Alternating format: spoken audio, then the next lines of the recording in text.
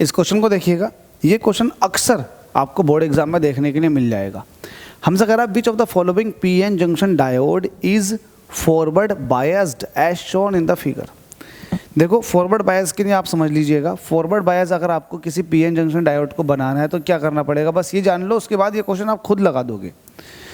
पहली बात तो ये जानो कि ये जो होता है ये पॉजिटिव टर्मिनल होता है और ये निगेटिव, ठीक है। इसको आप कह सकते हो ये पी होता है और ये एन होता है, तभी आप इसको बोलते हो पीएन जंक्शन डायोड।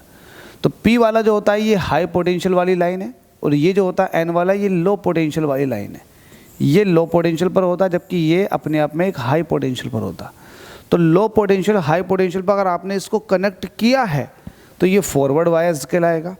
अगर आपने इसके उल्टा कनेक्ट कर दिया, उल्टा, तो फिर ये रिवर्स बायस कहलाएगा। फिलहाल अगर मैं इसको कह रहा हूँ कि ये पी जंक्शन है, ये हाई पोटेंशियल पर रहना चाहिए, ये निगेटिव वाली लाइन है ना, जिसको आप एन टाइप कर रहे हो, तो ये लो पोटेंशियल पर रहना चाहिए। तो ये कंडीशन है फॉरवर्ड बायस्ड की।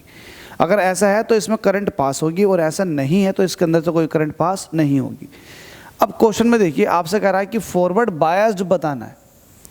फॉरवर्ड बायस्ड के लिए आपको क्या करना पड़ेगा, जो निगेटिव वाली है उसको लो पोटेंशियल पर रखना पड़ेगा और जो पी टाइप है इसको आपको हाई पोटेंशियल पर रखना पड़ेगा, ठीक है। तो जैसे कि यहाँ आप बैटरी के पॉजिटिव से जोड़ दो, ये निगेटिव से जोड़ दो, ये निगेटिव से जोड़ दो, तो ये फॉरवर्ड बन गया। बात आपने समझ ली। अब देखिएगा यहाँ पर आपको होता है जो अर्थिंग होती है वो होती है 0 वोल्ट पर और ये है माइनस के 10 वोल्ट। मतलब आपने इस पर दे रखा है माइनस के 10 वोल्ट और इस पर दे रखा है 0 वोल्ट। माइनस के 10 और 0 में कौन सा वोल्टेज बड़ा है, तो आप कहोगे 0 वोल्ट बड़ा है। तो एक तरह से इस पर हाई वोल्टेज है और इस पर लो वोल्टेज है, तो ये कैसे हो जाएगा, ये हाई है ये लो है, बिल्कुल सही, ये फॉरवर्ड बायस्ड। तो ये फॉरवर्ड बायस्ड पे हो गया। तो फॉरवर्ड बायस्ड पूछा तो इसका मतलब ऑप्शन ए आपका करेक्ट हो जाएगा। लेकिन बाकी ऑप्शन को भी चेक कर लेते हैं जरा, एक बार क्रॉस चेकिंग करके एक बार जायज़ा ले लो कि क्या चल रहा है सिस्टम के अंदर। इस पर देखते हैं, आपको पता है ये पी टाइप है, ये पी टाइप मतलब पॉजिटिव रहना चाहिए, लेकिन फिर भी आपने इसको निगेटिव कनेक्ट कर दिया। तो जब आपने इसको निगेटिव कनेक्ट कर दिया और आगे देखो, और ये जो है निगेटिव वाले को आपने 0 वोल्टेज दे दी, तो ये 0 वोल्टेज पर है और ये माइनस के 10 वोल्ट पर, तो ये एक तरह से रिवर्स बायस्ड है, उल्टा।